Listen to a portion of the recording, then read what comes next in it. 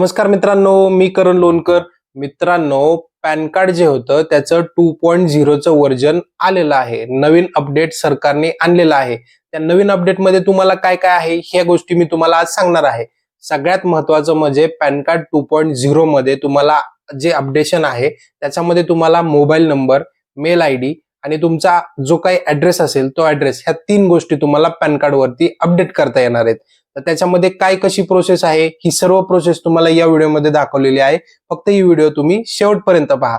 त्याच्याबरोबर चॅनलवर पहिल्यांदा आला असाल तर सबस्क्राईब करायला विसरू नका. त्याच्याबरोबर बेल आयकॉनचं बटन प्रेस करा म्हणजे आमच्या नवनवीन अपडेट तुमच्यापर्यंत पोहोचत राहतील.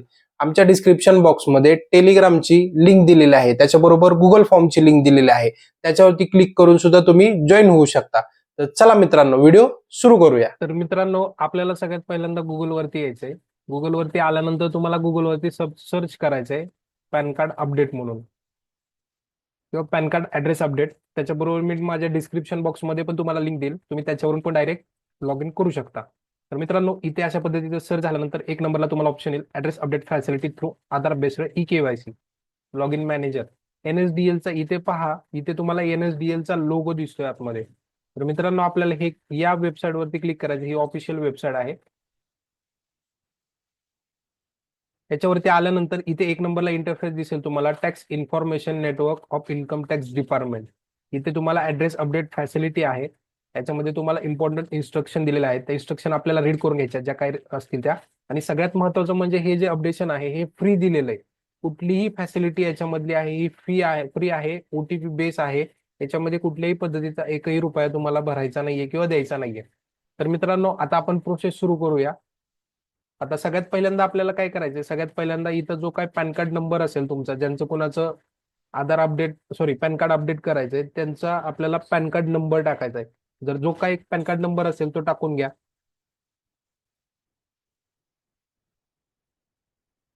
त्यानंतर तुमचा आधार कार्ड नंबर टाकून घ्या. त्यानंतर आधार पॅन कार्ड वरती तुमची जी काय डेट ऑफ बर्थ आहे त्यातला मंथ टाकायचा आहे त्यांचा. मंथ टाकल्यानंतर डेट ऑफ इयर टाकायची आहे तुमची.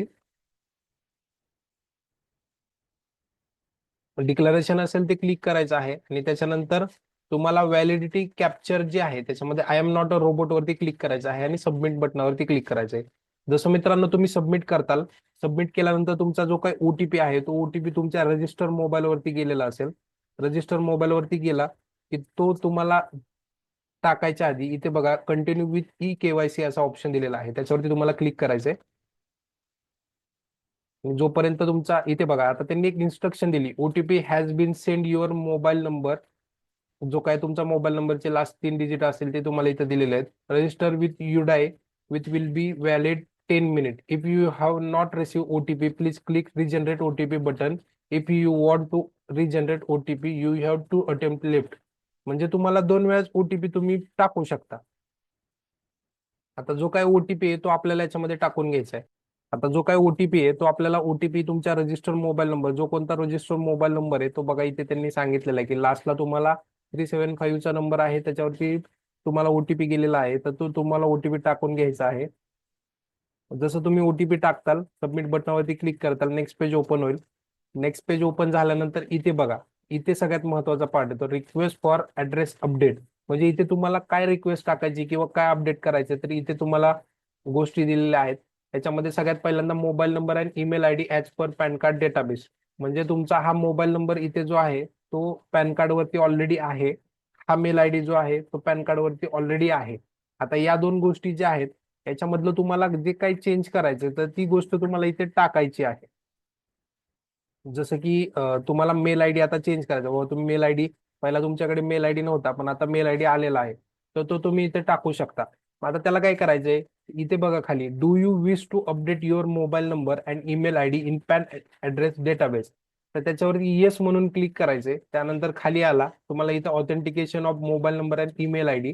याच्यामध्ये जर तुम्हाला मोबाईल नंबर बदलायचा असेल तर मोबाईल नंबर, ईमेल आयडी बदलायचा असेल तर ईमेल आयडी, किंवा दोन्ही बदलायचं असेल तर तुम्ही दोन्ही चेंज करू शकता.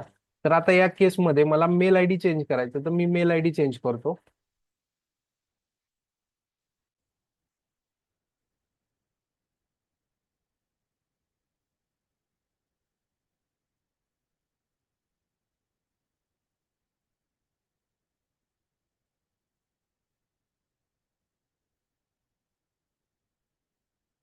आणि सबमिट बटनावरती क्लिक करायचं आहे. जसं तुम्ही सबमिट बटनावरती क्लिक करताल, इथे त्यांनी सांगितलेलं की तुमचा जो काय मोबाईल नंबर आहे तो तुम्हाला मोबाईल नंबर इथं कंपल्शन आहे. तर तुमचा जो काय मोबाईल नंबर असेल तो मोबाईल नंबर तुम्हाला टाकायचा आणि सबमिट बटनावरती क्लिक करायचं आहे. सबमिट केलं की पुन्हा एकदा अजून एकदा तुम्हाला OTP has been send on your register mobile number, म्हणजे पुन्हा एकदा तुमच्या मोबाईल नंबरला रजिस्टर मेल आयडी वरती, रजिस्टर मोबाईल वरती एक ओटीपी गेलेला आहे जो एनएसडीएल कडनं आलेला आहे. मग तो आपल्याला मोबाईल नंबर वरती ओटीपी गेलेला आहे तो आपल्याला टाकून घ्यायचा आधी.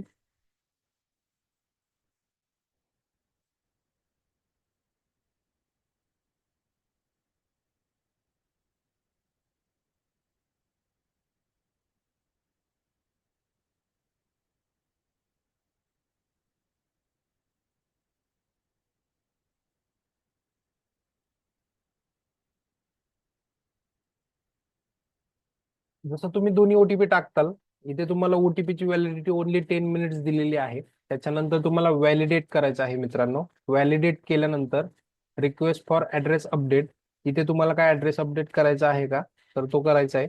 आणि नसेल करायचा तर व्हेरीफाय करून टाकायचे. व्हेरीफाय केल्यानंतर इथे बघा रिक्वेस्ट फॉर ऍड्रेस अपडेट आणि जनरेट सेव्ह अँड प्रिंट, जी काय तुमची प्रिंट आहे ती प्रिंट तुमची जनरेट झालेली आहे किंवा जनरेट करायची आहे आणि सेव्ह करून ठेवायची आहे. तर मित्रांनो, की अशा पद्धतीचं तुमचं एक्नॉलेजमेंट नंबर तुमचा तयार झालेला आहे. इथे तुम्हाला वरच्या कोपऱ्यामध्ये इथे तुम्हाला पाहायला मिळेल.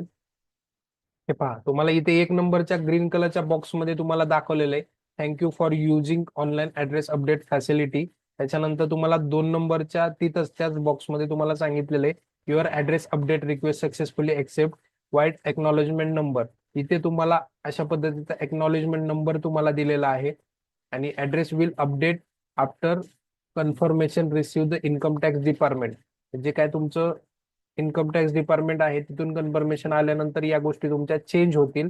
त्याच्यानंतर आपल्याला अजून खाली काय दिलेलं आहे तर ते पाहूया. खाली आपल्याला बघा, इथे खाली बघितलं तर तुमच्या लक्षात येईल की इथे तुमचा acknowledgement number, pan card number, जे काही डिटेल्स आहेत त्या डिटेल्स तुम्हाला याच्यामध्ये मिळालेले आहेत.